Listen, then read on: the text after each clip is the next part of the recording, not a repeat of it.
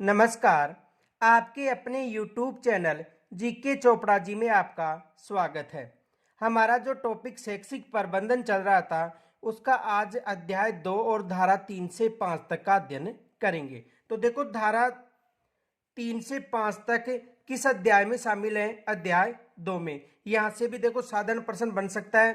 प्रश्न ये पूछा जा सकता है कि अध्याय 2 में कितनी धाराओं का उल्लेख है? तो अध्याय 2 में 3 से 5 तक की धाराओं का उल्लेख है। देखो यहां से क्या प्रश्न बन सकता है।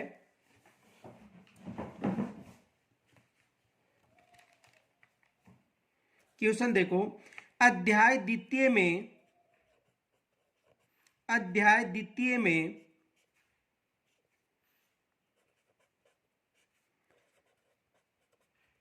कौन सी धाराओं का उल्लेख मिलता है?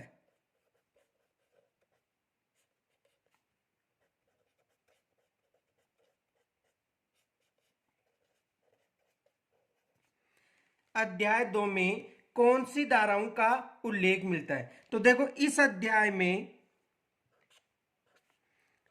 धारा 3 से 5 तक का उल्लेख मिलता है।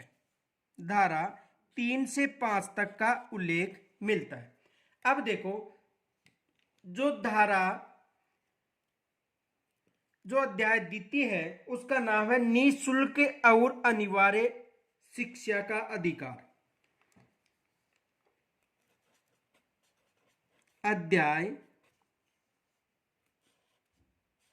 द्वितीय, और अध्याय द्वितीय का नाम है निःशुल्क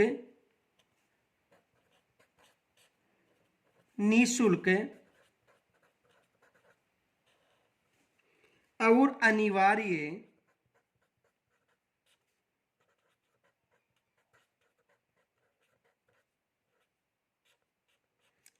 अनिवार्य शिक्षा का बालक का अधिकार।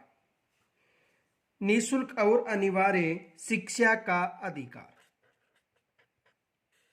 शिक्षा का अधिकार।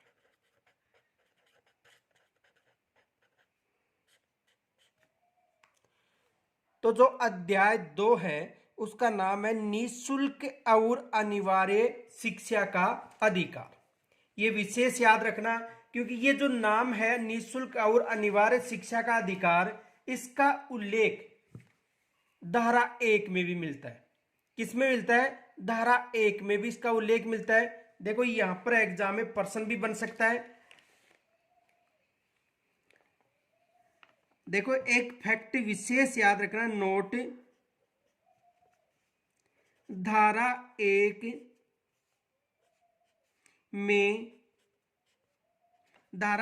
में भी इसका उल्लेख मिलता है निःशुल्क और अनिवार्य शिक्षा का अधिकार। किसमें मिलता है? धारा 1 में। तो धारा 1 में निःशुल्क और अनिवार्य शिक्षा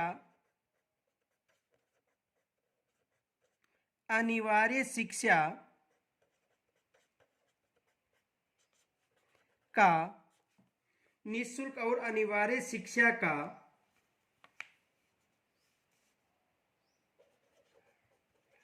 अधिकार अधिनियम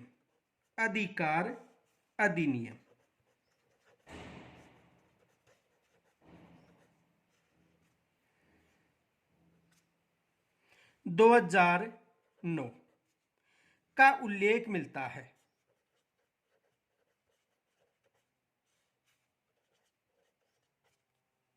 देखो, जो अध्याय 2 है तो अध्याय 2 का नाम है निःशुल्क और अनिवार्य शिक्षा का अधिकार, और जो धारा 1 है उसका भी नाम है निःशुल्क और अनिवार्य शिक्षा का अधिकार अधिनियम 2009। देखो एग्जाम में प्रश्न क्या पूछा जा सकता है। क्वेश्चन देखो, किस अध्याय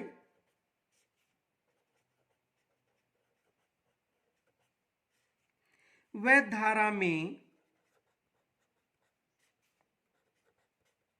व धारा में निःशुल्क और अनिवार्य निःशुल्क और अनिवार्य शिक्षा का अधिकार का उल्लेख मिलता है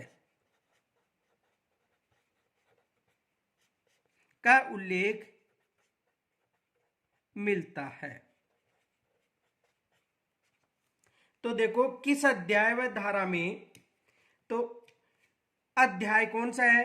द्वितीय। अध्याय कौन सा है? द्वितीय। और धारा कौन सी है? प्रथम। अध्याय कौन सा है? द्वितीय। और धारा कौन सी है? प्रथम। तो अध्याय द्वितीय व धारा प्रथम में किसका उल्लेख मिलता है? निःशुल्क और अनिवार्य शिक्षा का उल्लेख मिलता है। तो एग्जाम में यहां से प्रश्न बन सकता है। अब देखो जो अध्याय 2 है उसकी, यानी अध्याय 2 में 3 से 5 तक धारा है। तो देखो धारा 3,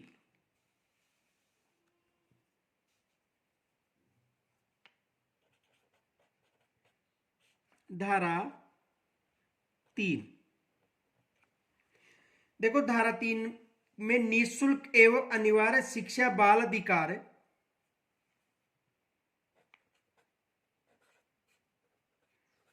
निःशुल्क एवं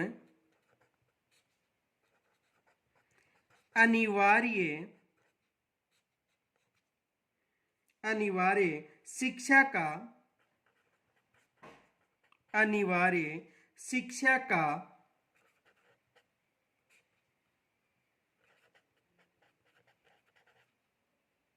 बालक का अधिकार।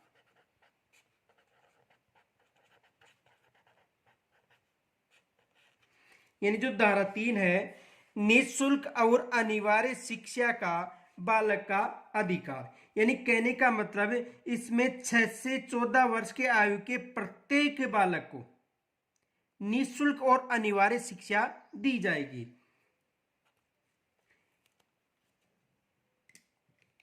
निःशुल्क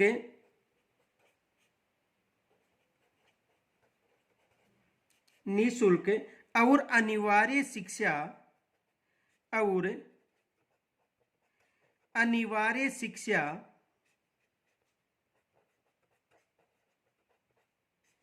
निःशुल्क और अनिवार्य शिक्षा 6 से 14 वर्ष की आयु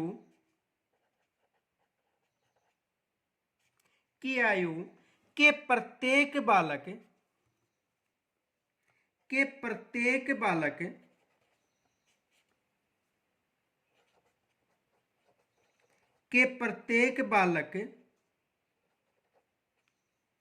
को प्रारंभिक शिक्षा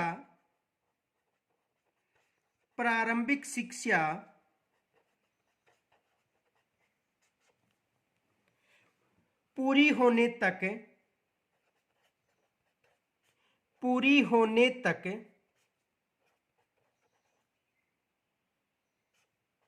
किसी आसपास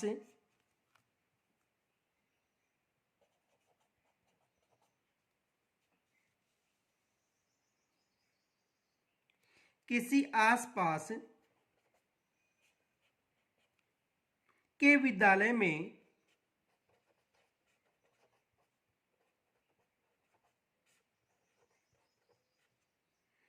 निःशुल्क व अनिवार्य शिक्षा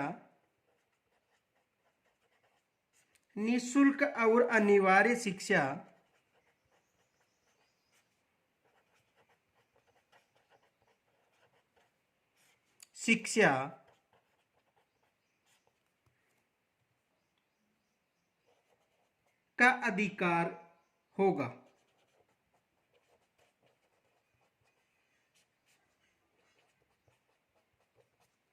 यानी निःशुल्क और अनिवार्य शिक्षा 6 से 14 वर्ष की आयु के प्रत्येक बालक को प्रारंभिक शिक्षा पूरी होने तक आसपास के विद्यालय में निःशुल्क और अनिवार्य शिक्षा देने का अधिकार होगा। किस धारा में उल्लेखित है? धारा 3 में। देखो एक फैक्ट याद रखना, यानी बालक के किसी प्रकार की फीस या प्रभार या वेग का संदाय करने का उत्तरदायी नहीं होगा। यानी जो निःशुल्क और अनिवार्य शिक्षा के तहत 6 से 14 वर्ष के जो आयु का जो बालक है जो शिक्षा ग्रहण कर रहा है वो किसी भी तरह का शुल्क नहीं देगा, ये विशेष याद रखना। तो देखो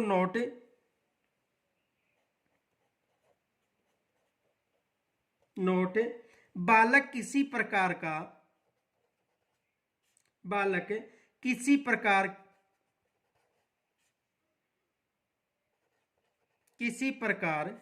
की फीस यानी शुल्क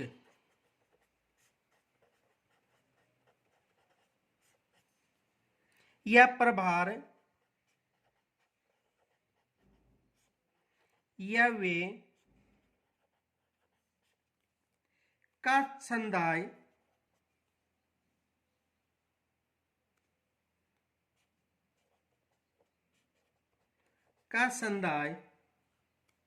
करने का दायी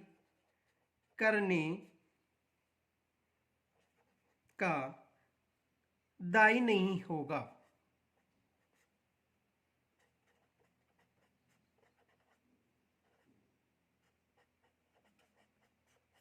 दायी नहीं होगा। देखो जो धारा 3 है उस धारा 3 में यह उल्लेख है, धारा 3 में यह उल्लेख है कि निःशुल्क और अनिवार्य शिक्षा का बालक का अधिकार है और बालक 6 से 14 वर्ष की आयु तक प्रारंभिक शिक्षा पूर्ण होने तक किसी भी तरह का शुल्क नहीं देगा। यानी 6 से 14 वर्ष का जो बालक है उसे निःशुल्क और अनिवार्य शिक्षा दी जाएगी और उसके तहत वह किसी तरह का शुल्क या फीस देने के यानी शुल्क या फीस नहीं देगा। आगे देखो धारा 4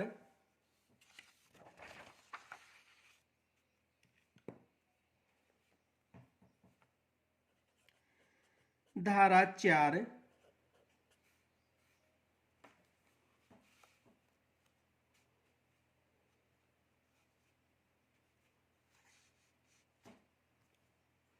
देखो प्रवेश न दिए गए बालकों या जिन्होंने प्रारंभिक शिक्षा पूरी नहीं की हो यानी जो ड्रॉप आउट बालक हैं उनका उल्लेख किस धारा मिलता है? धारा 4 में। यानी ड्रॉप आउट जो बालक हैं उनका उल्लेख किस धारा मिलता है? धारा 4 में। तो देखो प्रवेश न दिए गए बालकों, प्रवेश न दिए गए बालकों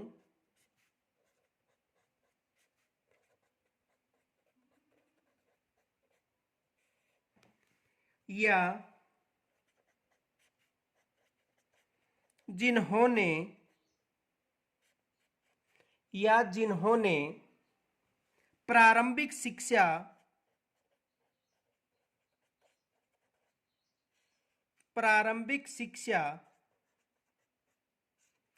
प्रारंभिक शिक्षा पूरी नहीं की हो।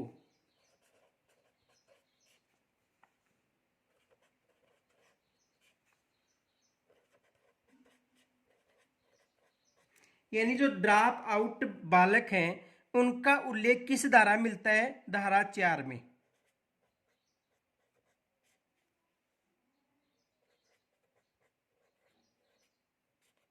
ड्रॉप आउट बालक, इनका उल्लेख किस धारा मिलता है? धारा 4 में। तो देखो बालक को उसकी आयु के अनुसार कक्ष में स्थान दिया जाएगा यानी 6 से 14 वर्ष की आयु के अनुसार। और यदि देखो यहां से एग्जाम में प्रश्न बन सकता है तो बालक को नोट विशेष याद रखना, बालक को बालक को उसकी आयु के अनुसार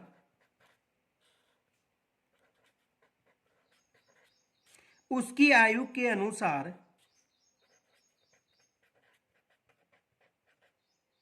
बालक को उसकी आयु के अनुसार कक्षा कक्ष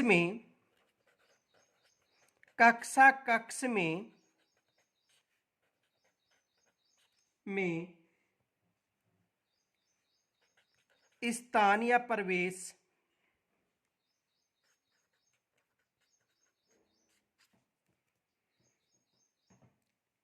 दिया जाएगा।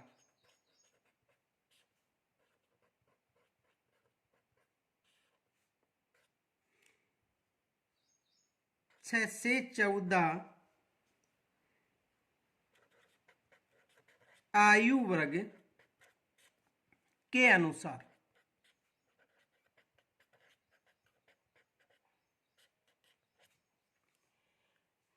देखो धारा 4 में क्या उल्लेख मिलता है कि जो ड्रॉप आउट बालक हैं, ड्रॉप आउट का मतलब जो बीच में पढ़ाई छोड़ देते हैं वो बालक, तो जो ड्रॉप आउट बालक हैं उनको 6 से 14 वर्ष की आयु के अनुसार प्रवेश दिया जाएगा।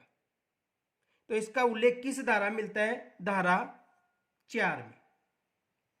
और उन बालकों को जो ड्रॉप आउट बालक हैं उनको बीआरसीएफ के द्वारा प्रशिक्षण दिया जाएगा। किनके द्वारा? बीआरसीएफ के द्वारा प्रशिक्षण दिया जाएगा। जैसे प्रश्न बनता है यहां पर, देखो क्वेश्चन क्या आता है। 10 वर्ष का बालक 10 वर्ष का बालक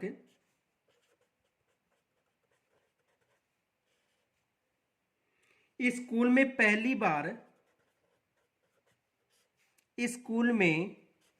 पहली बार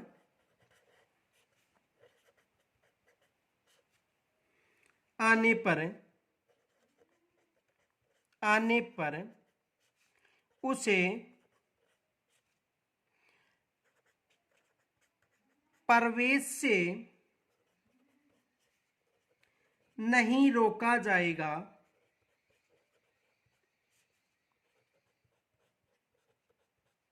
प्रवेश से नहीं रोका जाएगा। उसका उल्लेख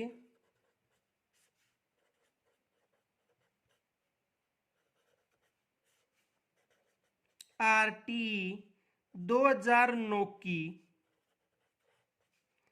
किस धारा में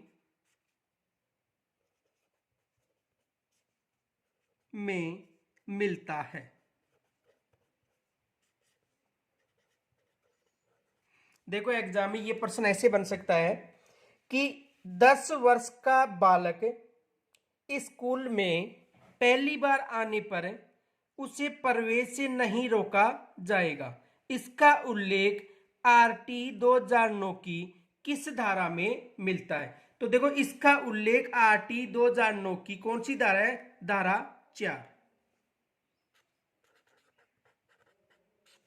धारा 4 में उल्लेख मिलता है। किस धारा में मिलता है? धारा 4 में उल्लेख मिलता है। अब देखो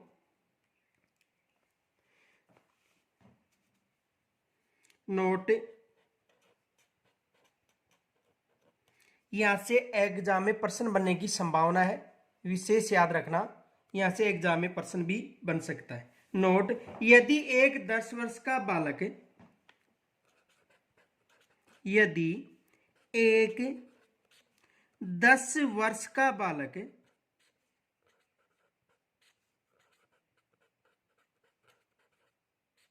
10 वर्ष का बालक विद्यालय में प्रवेश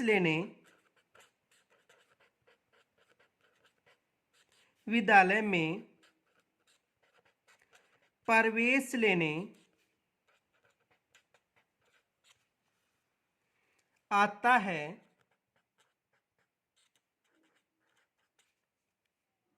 तो उसे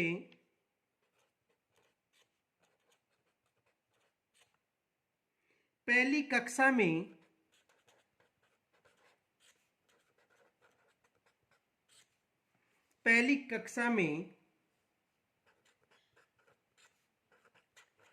प्रवेश ना देकर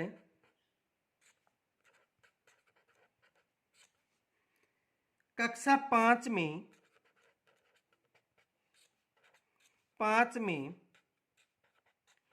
प्रवेश दिया जाएगा।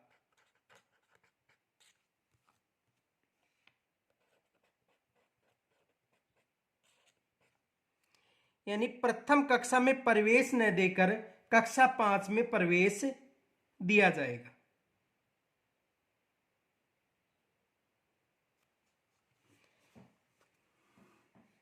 आगे देखो,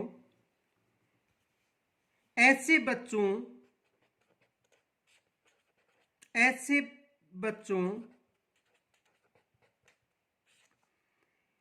के लिए बीआरसीएफ के द्वारा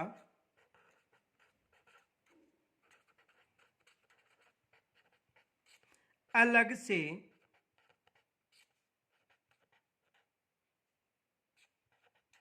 प्रशिक्षण दिया जाएगा।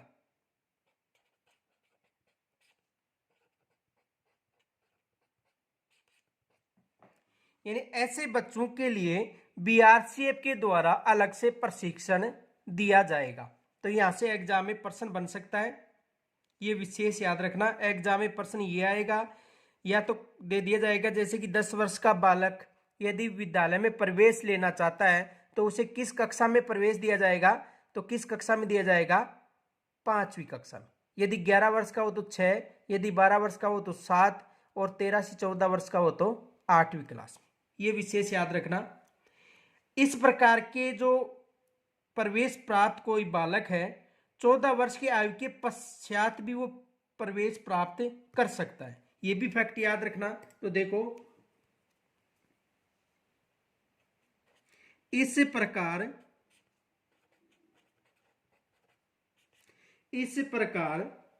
प्रवेश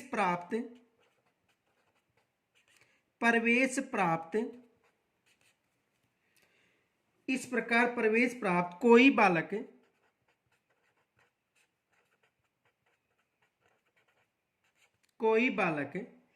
14 वर्ष की आयु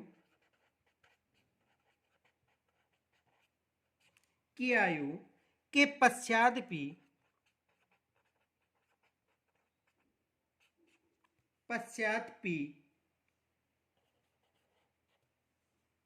प्रारंभिक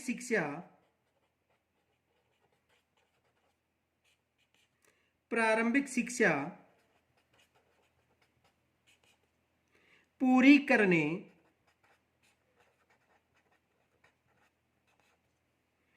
तक निःशुल्क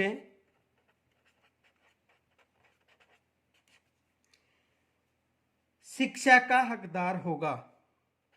निःशुल्क शिक्षा का हकदार होगा।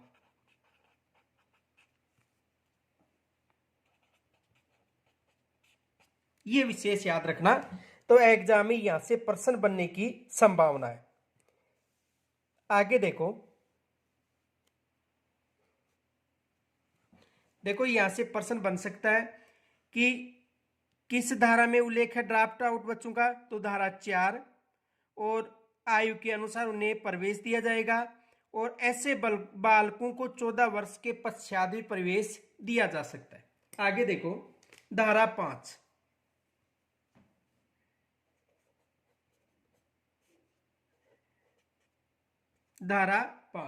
तो देखो धारा 5 में अन्य विद्यालय में स्थानांतरण का अधिकार है।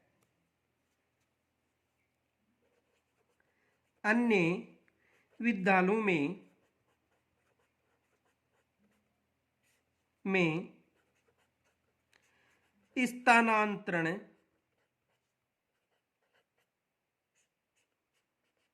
का अधिकार।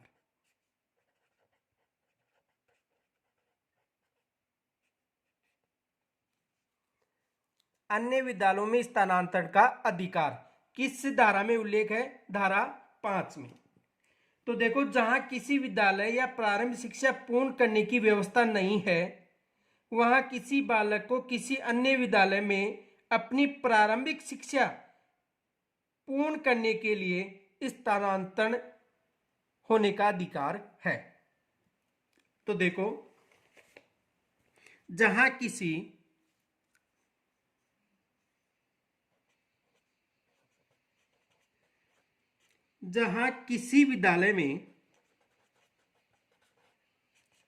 विद्यालय में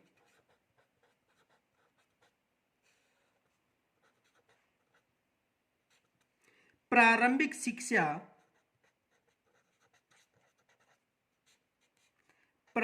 शिक्षा पूर्ण करने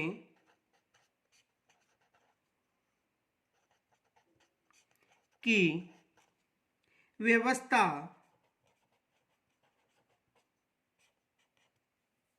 नहीं है,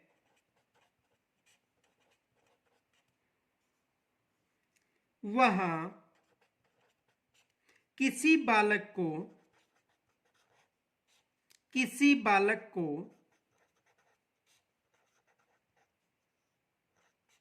किसी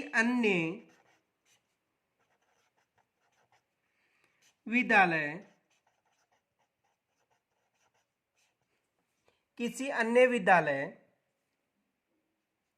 में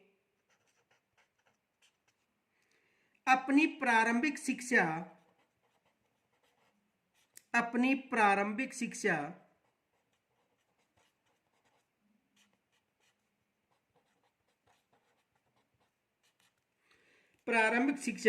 पूरी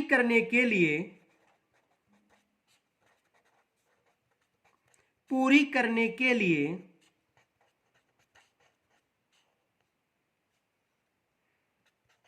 स्थानांतरण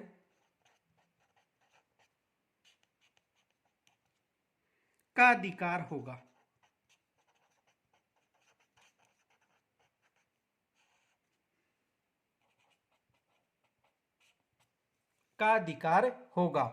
तो देखो, यहां से एग्जाम में प्रश्न बन सकता है कि जहां किसी विद्यालय में प्रारंभिक शिक्षा पूर्ण करने की व्यवस्था नहीं है, वहां किसी बालक को किसी अन्य विद्यालय में प्रवेश से वंचित नहीं किया जा सकता है, यानी उसे स्थानांतरण पत्र के लिए नहीं रोका जा सकता है।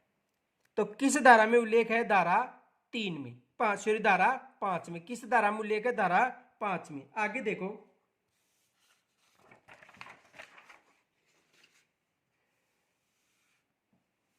जहां किसी बालक को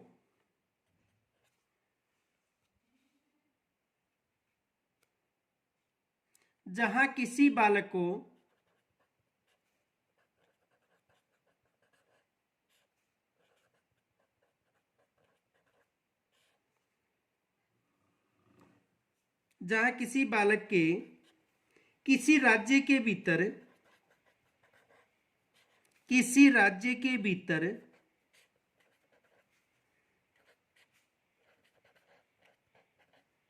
या बाहर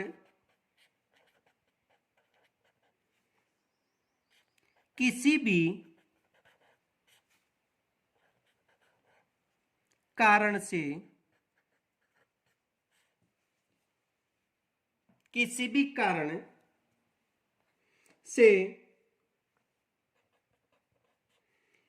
एक विद्यालय से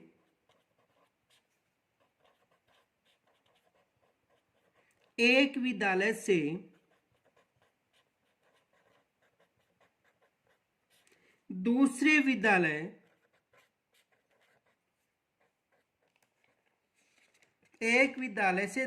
विद्यालय में जाने की अपेक्षा की जाती है। में जाने की अपेक्षा की जाती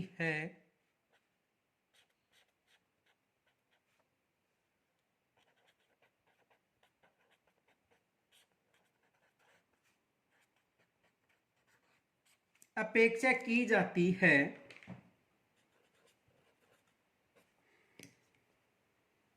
अर्थात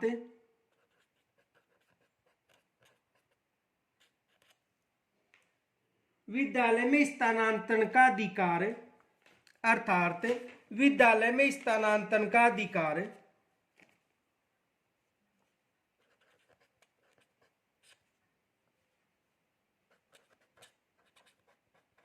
अन्य विद्यालय में स्थानांतरण का अधिकार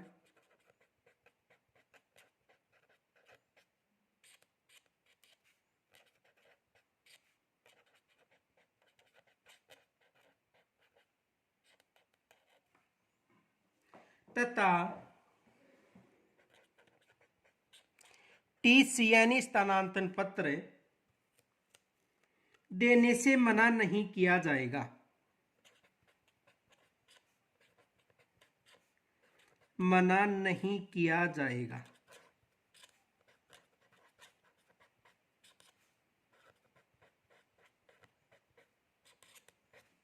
देखो, यानी धारा 5 के तहत यह उल्लेख है कि यदि कोई सुविधा किसी राज्य में प्रारंभ शिक्षा की सुविधा उपलब्ध न हो तो दूसरे राज्य या राज्य के भीतर किसी भी विद्यालय में जाने के लिए जो स्थानांतरण पत्र यानी टीसी है उसे देने से मना नहीं किया जाएगा। किस धारा में उल्लेखित है? धारा 5 में। आगे देखो, नोट, टीसी नहीं देने पर, टीसी का मतलब स्थानांतरण पत्र, टीसी नहीं देने पर संस्था प्रधान के खिलाफ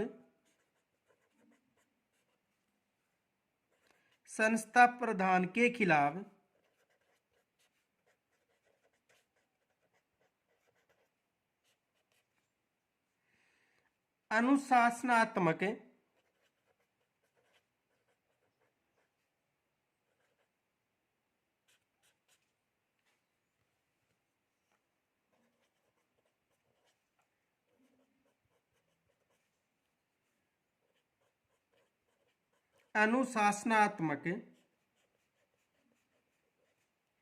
कार्यवाही की जाएगी।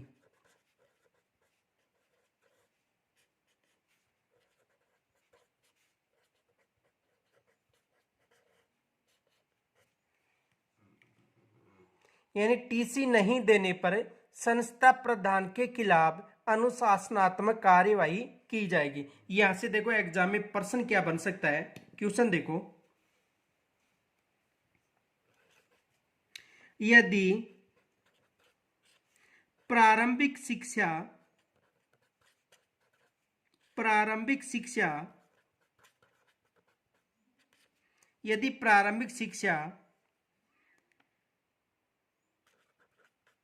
के पूर्ण होने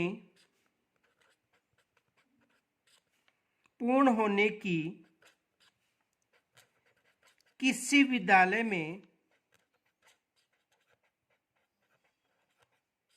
में सुविधा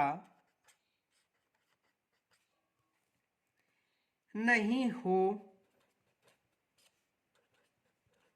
यदि प्रारंभिक शिक्षा के पूर्ण होने की किसी विद्यालय में सुविधा उपलब्ध न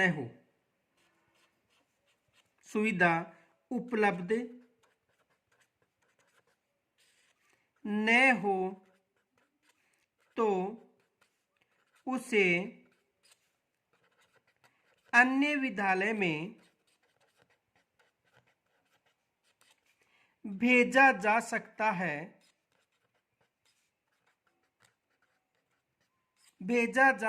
है। तो बताओ आरटीए 2009 की किस धारा में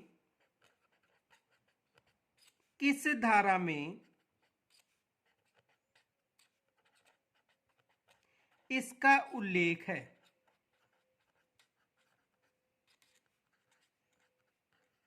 एग्जाम में ये प्रश्न आ सकता है। यदि प्रारंभिक शिक्षा के पूर्ण होने की किसी विद्यालय में सुविधा उपलब्ध न हो तो उसे अन्य विद्यालय भेजा जा सकता है। तो बताओ आरटीए 2009 की किस धारा में इसका उल्लेख मिलता है? तो धारा किस में उल्लेख मिलता है? धारा 5 में। किस धारा में उल्लेख मिलता है? धारा 5 में। किस धारा मिलता है? धारा 5 में। अब अगला अध्याय है अध्याय 3। अध्याय 3 और अध्याय 3 का नाम है समुचित सरकार। समुचित सरकार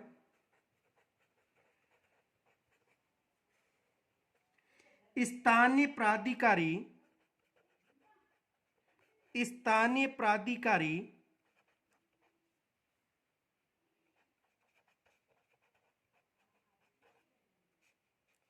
स्थानीय प्राधिकारी और माता पिता के कर्तव्य।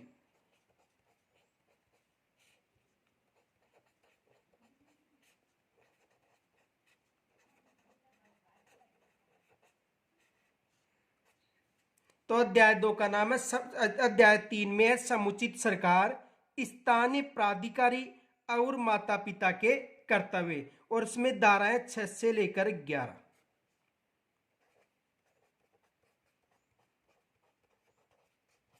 धारा 6 से लेकर 11 तक। तो अध्याय 3 में समुचित सरकार, स्थानीय प्राधिकारी और माता पिता के कर्तव्य। देखो यहां से एग्जाम में प्रश्न बन सकता है। देखो प्रश्न क्या बन सकता है? किस अध्याय में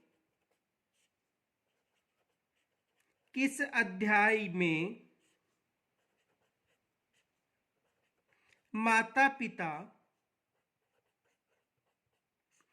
के कर्तव्यों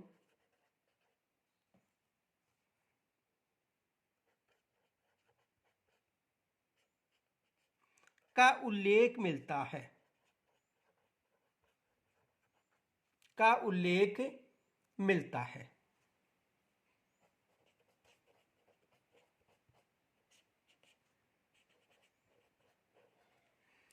तो देखो किस अध्याय में माता पिता के कर्तव्यों का उल्लेख मिलता है? तो किस अध्याय में मिलता है? अध्याय 3।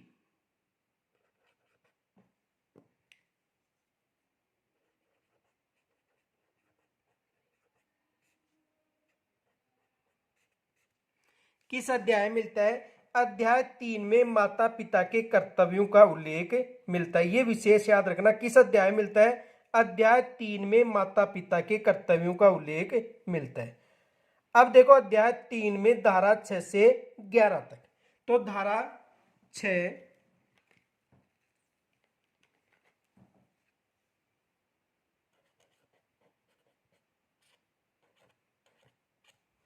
देखो धारा 6 में समुचित सरकार और स्थानीय प्राधिकारों कार्यों का विद्यालय स्थापित करने का कर्तव्यों का उल्लेख है।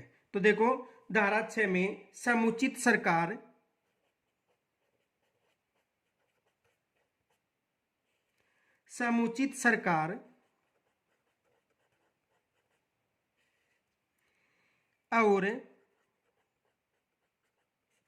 और स्थानीय प्राधिकारों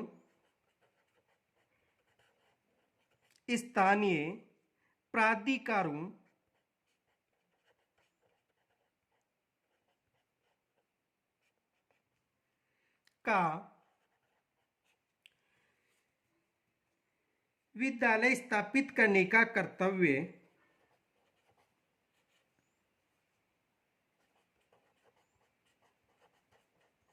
स्थापित करने का कर्तव्य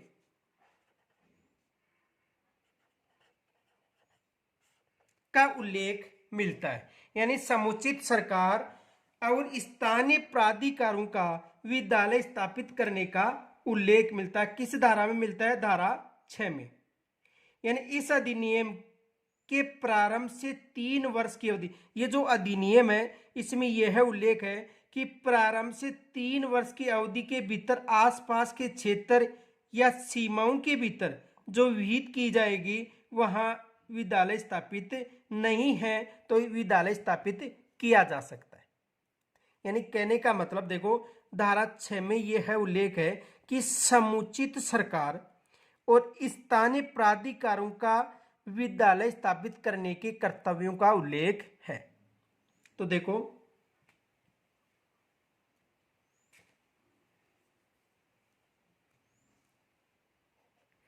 इस अधिनियम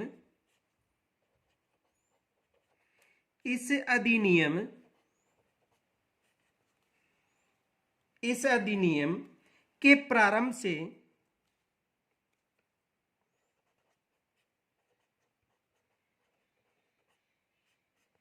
के प्रारंभ से 3 वर्ष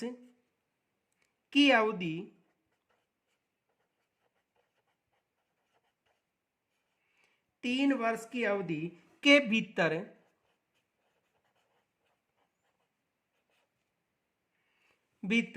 आसपास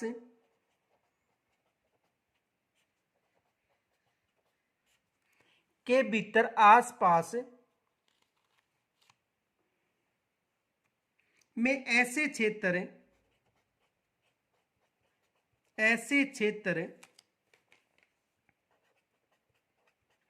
जहां पर प्रारंभिक शिक्षा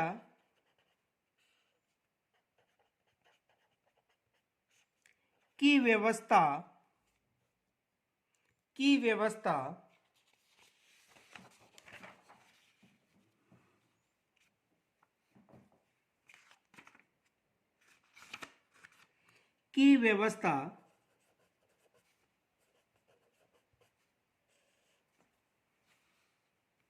न होने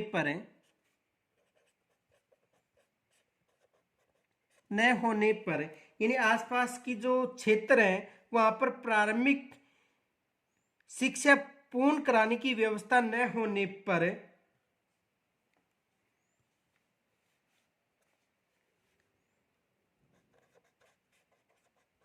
विद्यालय स्थापित करेंगे।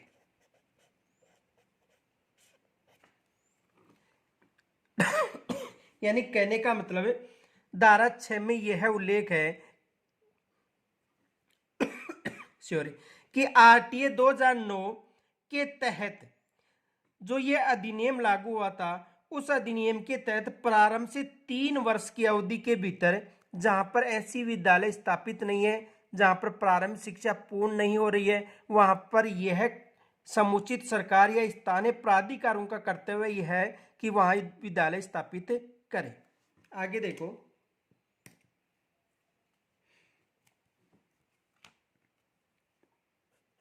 ये फैक्ट याद रखना, एग्जाम में प्रश्न आ सकता है। कक्षा 1 से 5 तक के बालकों हेतु कक्षा 1 से 5 तक के बालकों हेतु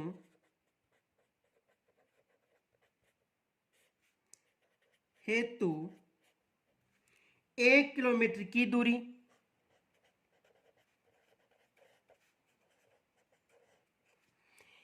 देखो, कक्षा 1 से 5 तक का जो बालक अध्ययन करना चाहता है उसके लिए 1 किलोमीटर की दूरी पर स्कूल होना चाहिए और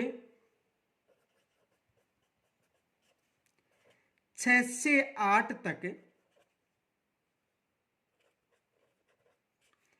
के बालकों हेतु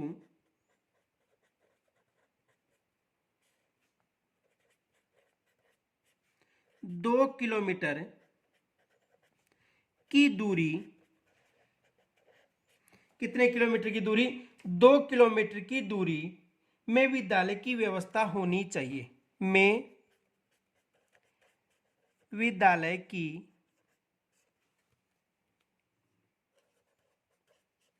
व्यवस्था होनी चाहिए।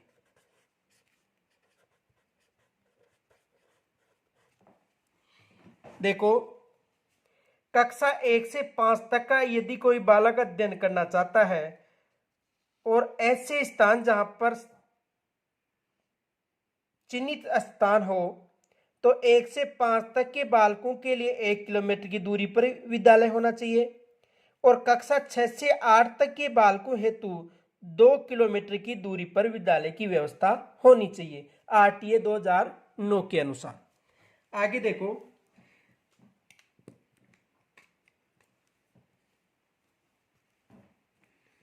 विशेष याद रखना,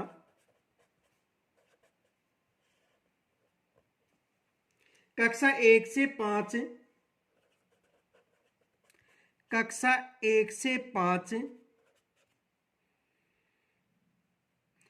कि यदि 1 किलोमीटर से, देखो कक्षा 1 से 5 की 1 किलोमीटर से अधिक दूरी होने पर,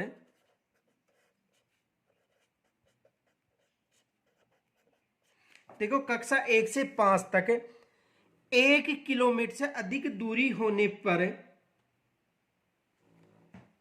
10 रुपए प्रति उपस्थिति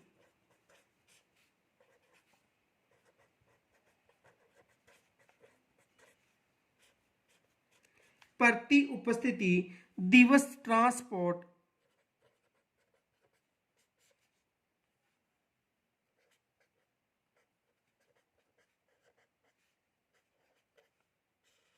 वाउचर दिया जाएगा। वाउचर दे होगा। देखो, यदि धारा 6 के अनुसार 1 किलोमीटर की दूरी में यदि कोई विद्यालय स्थापित नहीं है, 1 किलोमीटर से अधिक दूरी में यदि प्राथमिक विद्यालय स्थापित है कक्षा 1 से 5 के लिए, तो प्रति उपस्थिति 10 रुपए ट्रांसपोर्ट वाउचर के रूप में दे होगा। और यदि कक्षा 6 से 8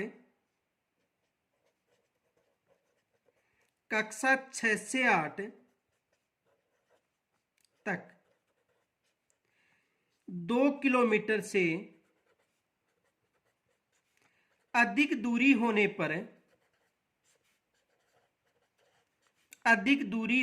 पर यानी कक्षा 6 से 8 तक 2 किलोमीटर से अधिक दूरी होने पर 15 रुपए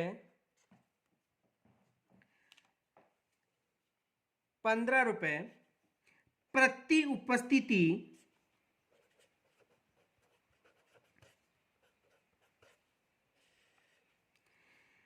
दिवस ट्रांसपोर्ट वाउचर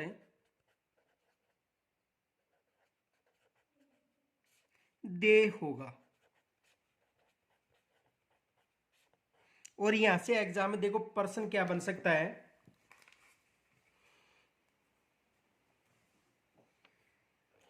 देखो क्वेश्चन,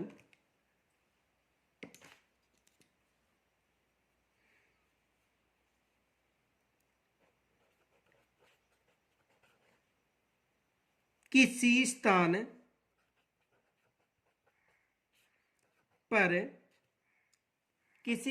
पर प्रारंभिक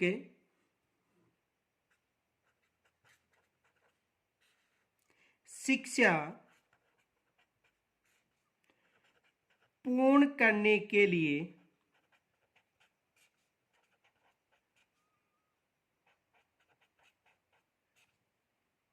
विद्यालय यानी चिन्हित स्थान हो, आरटीए 2009 अधिनियम से चिन्हित।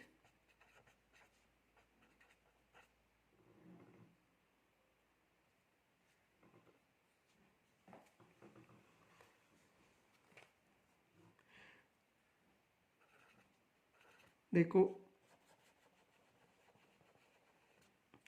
किसी स्थान पर प्रारंभिक शिक्षा पूर्ण करने के लिए विद्यालय की दूरी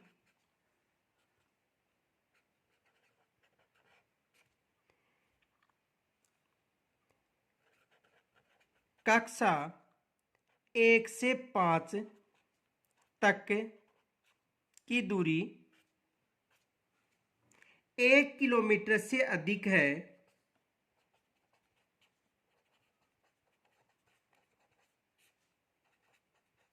एक किलोमीटर से अधिक है, तो बताओ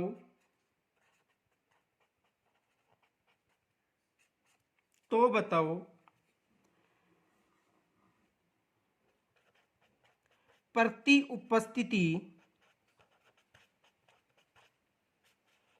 उपस्थिति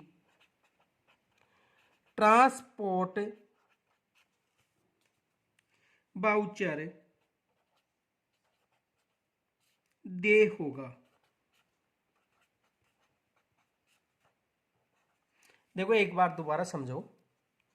किसी स्थान पर प्रारंभिक शिक्षा पूर्ण करने के लिए विद्यालय की दूरी कक्षा 1 से 5 तक की बात है, 1 किलोमीटर से अधिक हो, तो बताओ प्रति उपस्थिति ट्रांसपोर्ट वाउचर दे होगा। तो प्रति उपस्थिति ट्रांसपोर्ट वाउचर कितना दे होगा? 10 रुपए। और कक्षा 6 से 8 की पूछे तो 15 रुपए दे होगा। इनके अलावा ये भी एग्जाम में आ सकता है प्रश्न। देखो,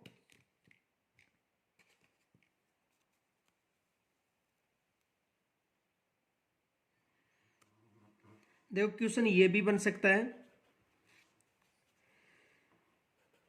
RT 2009 की किस धारा में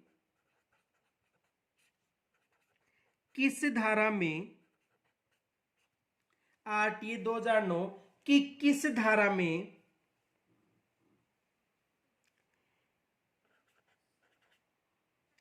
धारा में यह उल्लेख मिलता है कि स्थानीय समुचित सरकार की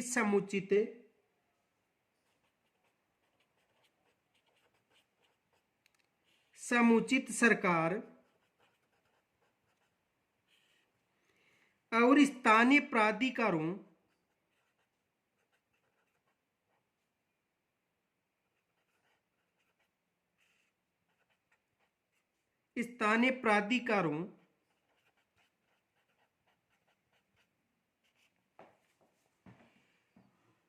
का विद्यालय स्थापित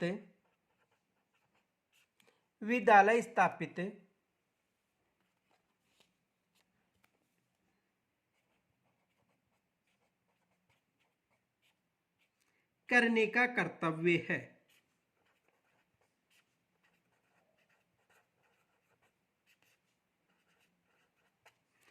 RTA 2009 की किस धारा में यह उल्लेख मिलता है कि समुचित सरकार और स्थानीय प्राधिकारों का विद्यालय स्थापित करने का कर्तव्य है? तो धारा कौन सी है? 6। धारा कौन सी है? 6। आगे देखो, धारा 7।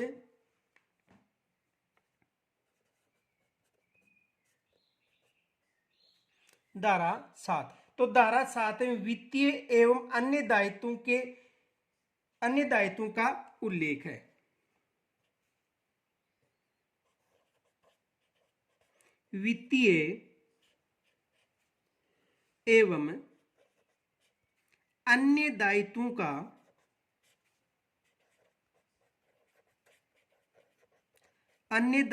का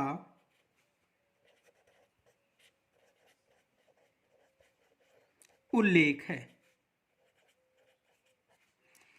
यानी वित्तीय एवं अन्य दायित्वों का उल्लेख है। किसमें उल्लेख है? धारा 7 में। तो देखो, धारा 7 में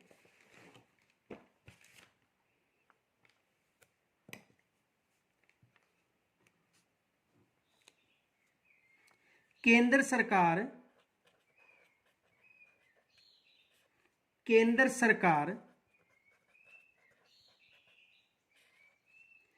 और राज्य सरकारों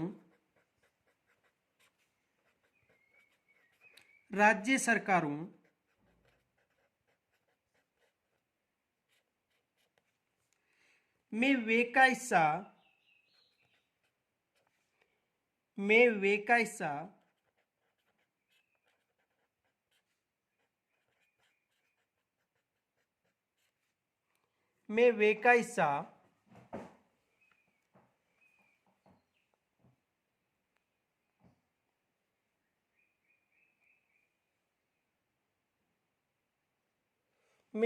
हिस्सा तय करना।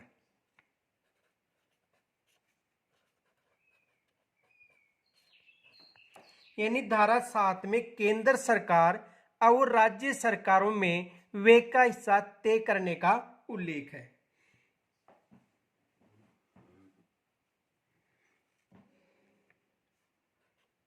समुचित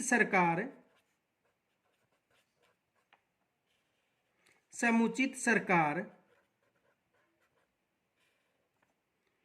इसे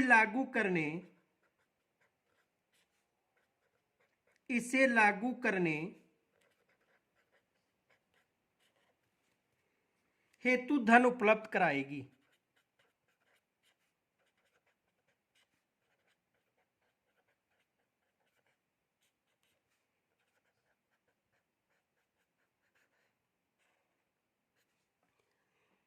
यानी समुचित सरकार इससे लागू करने हेतु धन उपलब्ध कराएगी।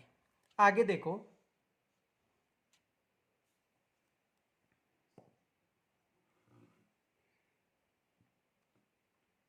नोट, केंद्र सरकार धारा 29 के अधीन केंद्रीय सरकार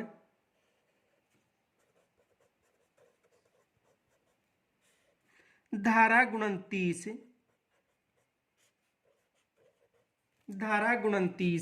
के अधीन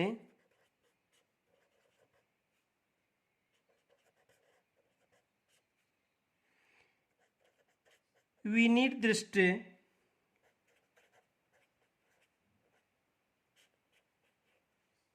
शैक्षणिक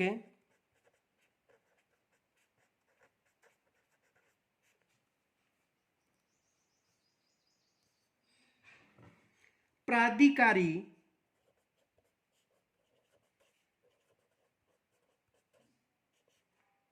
की सहायता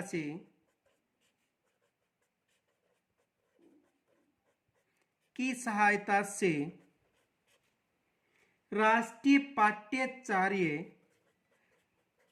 राष्ट्रीय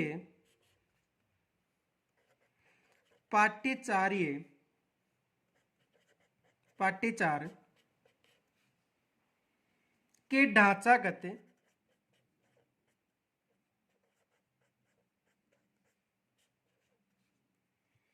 कार्य को विकसित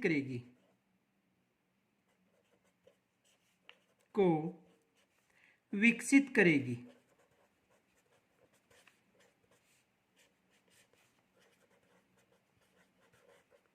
यानी केंद्र सरकार धारा 29 के अधीन जो शैक्षणिक सहायता के लिए जो पाठ्यक्रम है उसका निर्धारण या विकसित करेगी। आगे देखो, जो वित्तीय भार था, विशेष याद रखना, यदि वित्तीय भार की बात करें तो 11वीं पंचवर्षीय योजना में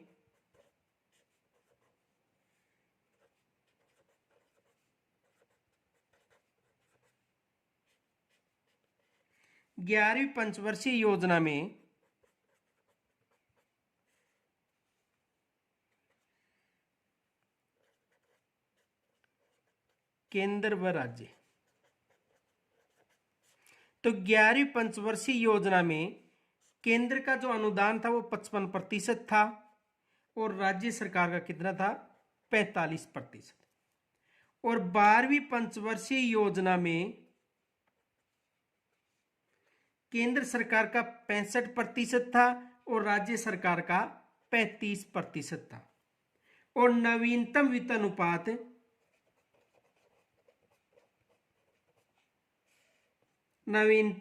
अनुपात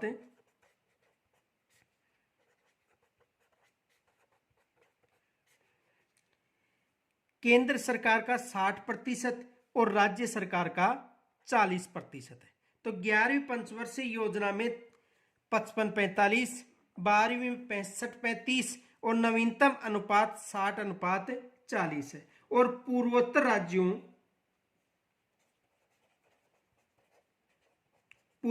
राज्यों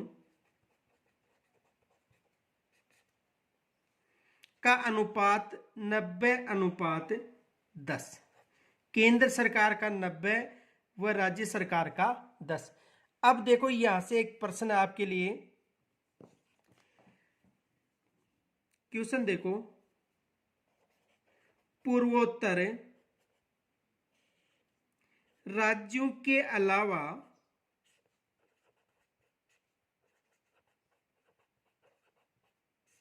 ऐसे कौन से राज्य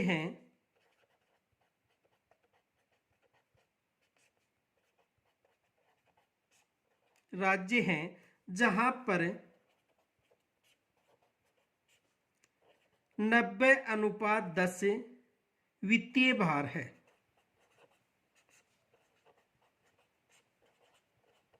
ये आपको बताना है कि पूर्वोत्तर राज्यों के अलावा ऐसे कौन से राज्य हैं जहां पर वित्तीय भार 90:10 के अलावा है।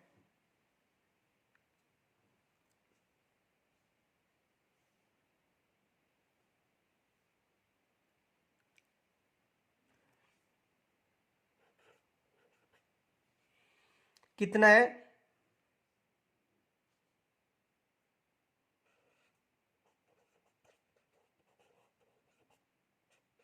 वित्तीय भार 90:10 के अलावा है। आगे देखो,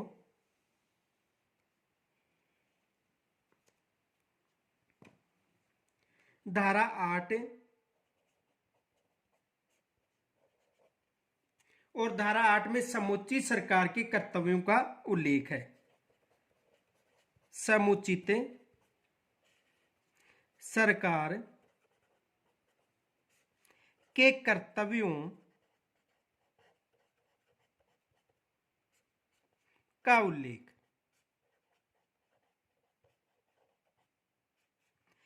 तो धारा 8 में समुचित सरकार के कर्तव्यों का उल्लेख है। किस धारा में है? धारा 8 में। तो धारा 8 में समुचित सरकार के कर्तव्यों का उल्लेख है। आगे देखो, धारा 9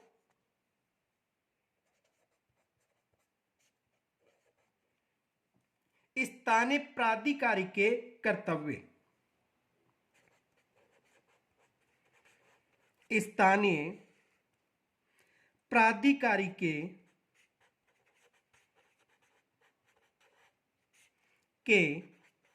कर्तव्य। स्थानीय प्राधिकारी के कर्तव्य। तो स्थानीय प्राधिकारी के या समुचित सरकार के कर्तव्य धारा 8 में, और स्थानीय सरकार के जो प्राधिकारी हैं उनका कर्तव्य किस धारा में मिलता है? धारा 9 में। आगे देखो, धारा 10 और धारा 10 में माता पिता और संरक्षक का कर्तव्य। माता पिता और संरक्षक का कर्तव्य। और संरक्षक का कर्तव्य किस धारा में है? धारा 10 में। देखो यहां से एग्जाम में क्या प्रश्न बन सकता है।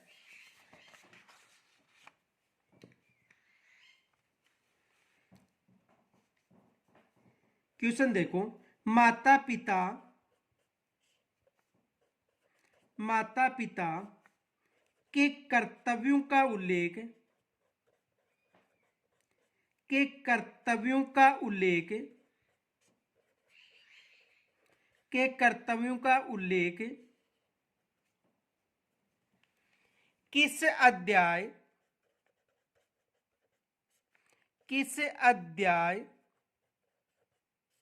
व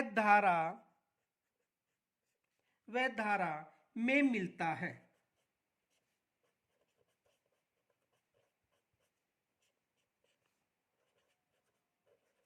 तो देखो अध्याय तो कौन सा है, 3, और धारा कौन सी है, 10। अध्याय 3 और धारा 10, ये एग्जाम में प्रश्न बन सकता है यहां से, तो ये विशेष मोस्ट आंकना। आगे देखो, यानी विशेष यहां से एग्जाम में प्रश्न बन सकता है, मोस्ट मान लेना इसे।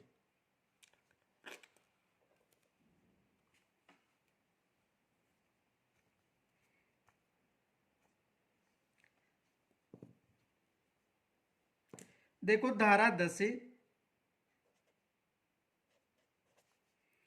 समुचित सरकार, यानी धारा 10 में देखो, इनका कर्तव्य है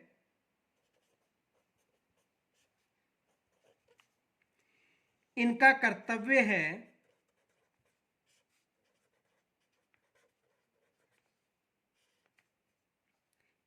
कर्तव्य है कि वह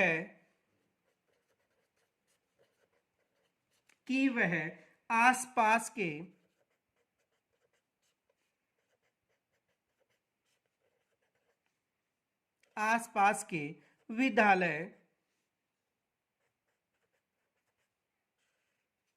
में अपने बच्चों को प्रवेश कराए।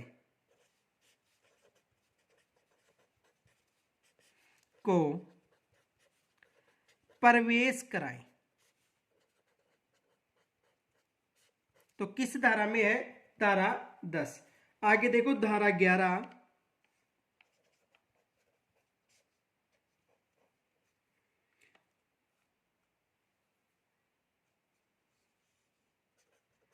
धारा 11 में उल्लेख है समुचित सरकार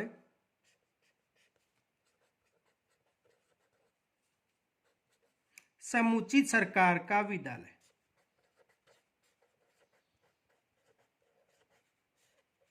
समुचित सरकार का विद्यालय किस धारा में उल्लेखित है, धारा 11 में।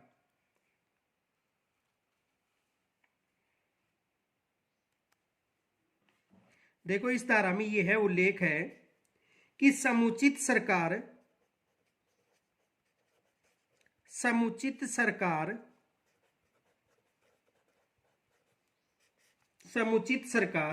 स्कूल पूर्व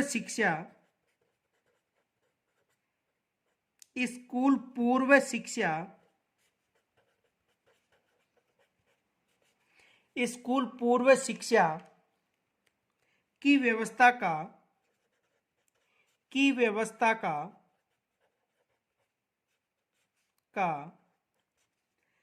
प्रावधान कर सकती है।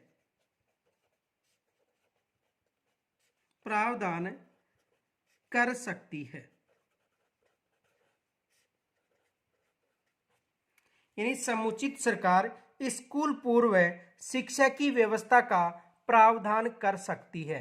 किसमें उल्लेख है, धारा 11 में। अब देखो यहां से एग्जाम में प्रश्न बन सकता है,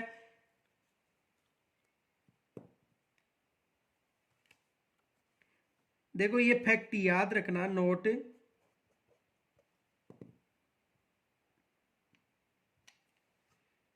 राज्य में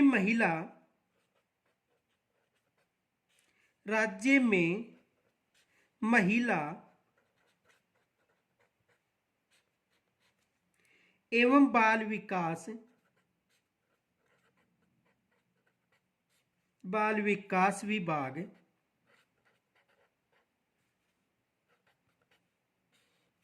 विभाग द्वारा आंगनबाड़ी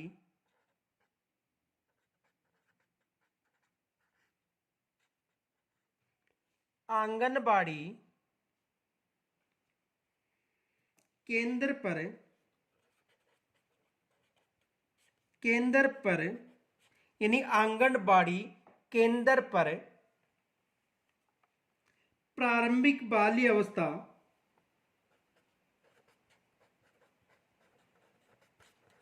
प्रारंभिक बाल्य अवस्था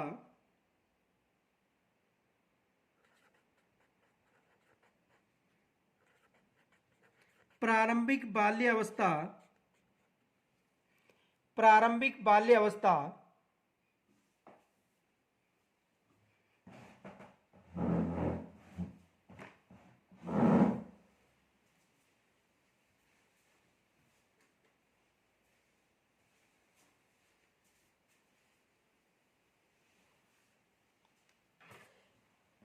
प्रारंभिक बाल्य अवस्था देखभाल एवं शिक्षा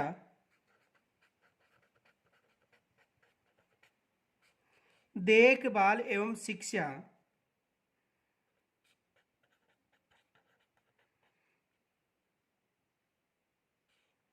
कार्यक्रम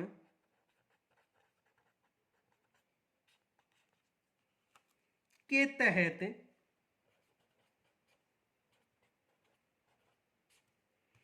3 से 6 वर्ष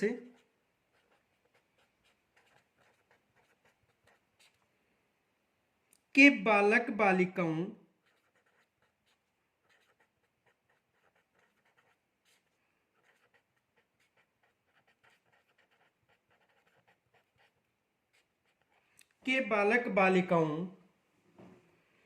को पूर्ण प्राथमिक शिक्षा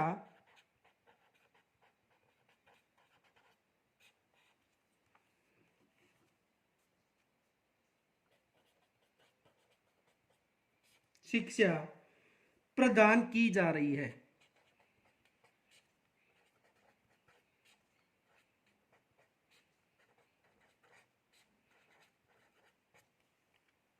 तो देखो धारा 11 के अनुसार राज्य में महिला और बाल विकास विभाग द्वारा आंगनबाड़ी केंद्रों पर प्रारंभिक बाल्य अवस्था देखभाल एवं शिक्षा प्रारंभिक बाल्य अवस्था देखभाल एवं शिक्षा ये कार्यक्रम विशेष याद रखना। कार्यक्रम के तहत कक्षा 3 से 6 वर्ष के बालिकाओं को कक्षा 3 से 6 वर्ष कक्षा नहीं है 3 से 6 वर्ष के बालक बालिकाओं को पूर्ण प्राथमिक शिक्षा प्रदान की जा रही है। ये विशेष याद रखना। तो देखो यहां पर प्रश्न क्या बन सकता है। प्रश्न देखो क्वेश्चन देखो पहला क्वेश्चन तो ये बन सकता है किस धारा के तहत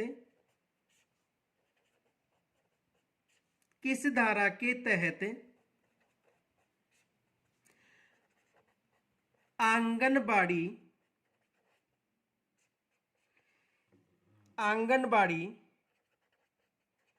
केंद्रों पर 3 से 6 वर्ष के बालकों को शिक्षा प्रदान की जाएगी।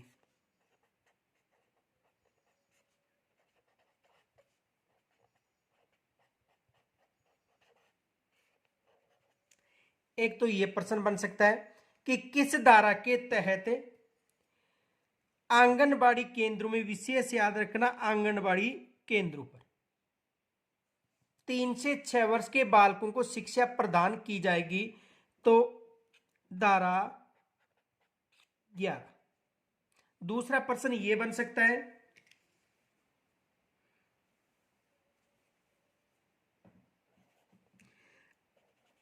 आंगनबाड़ी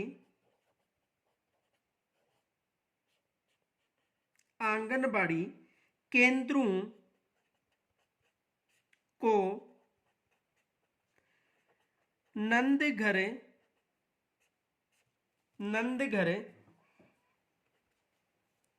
के नाम से 3 से 6 वर्ष आंगनबाड़ी केंद्रों को नंदघर के नाम से 3 से 6 वर्ष के बालकों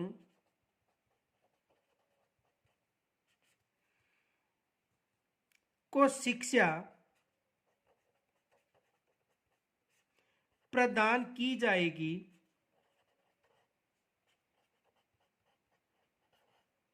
का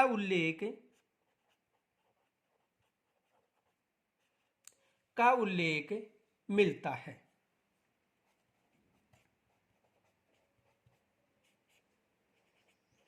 देखो ये भी एग्जाम में प्रश्न बन सकता है कि आंगनबाड़ी केंद्रों को नंदघर के नाम से 3 से 6 वर्ष के बालकों को शिक्षा प्रदान की जाएगी का उल्लेख मिलता है। किस धारा मिलता है?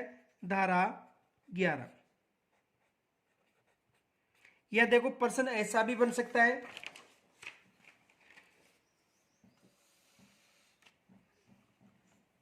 क्वेश्चन देखो, पूर्व प्राथमिक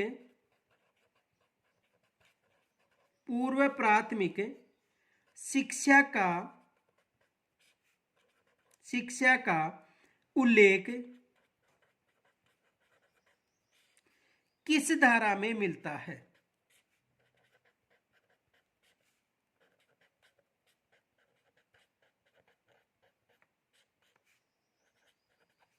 यानी पूर्व प्राथमिक शिक्षा का उल्लेख किस धारा में मिलता है, यह भी आ सकता है एग्जाम में प्रश्न। तो देखो पूर्व प्राथमिक शिक्षा का उल्लेख धारा 11 में।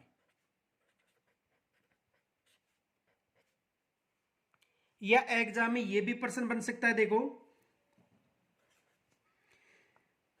पूर्व प्राथमिक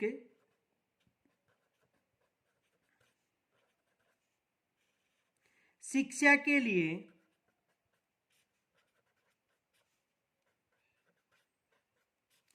नंदघरों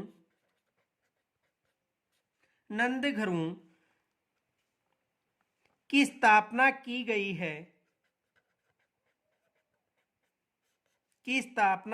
गई है तो बताओ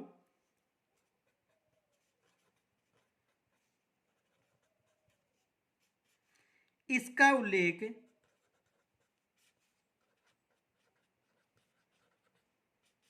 किस धारा में है?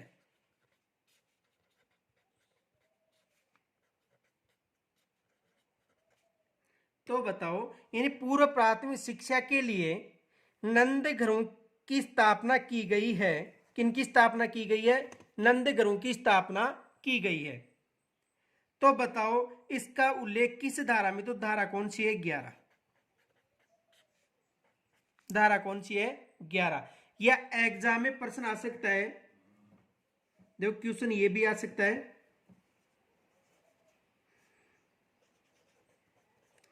आंगनबाड़ी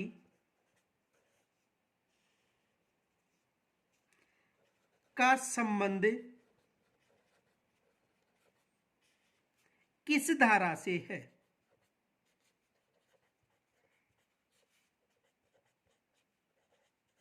तो आंगनबाड़ी का संबंध किस धारा से है? धारा 11 से। किस धारा से है? धारा 11 से। तो यहां तक यदि कोई समस्या हो तो कमेंट्स के द्वारा जरूर बताना। इनके अलावा कुछ शब्द लिखने में गलत हो जाते हैं लेकिन बोलने में वहां पर कोई त्रुटि नहीं होती है। तो विशेष याद रखना कि यदि कोई समस्या हो तो कमेंट्स के द्वारा मुझे जरूर बताना। धन्यवाद।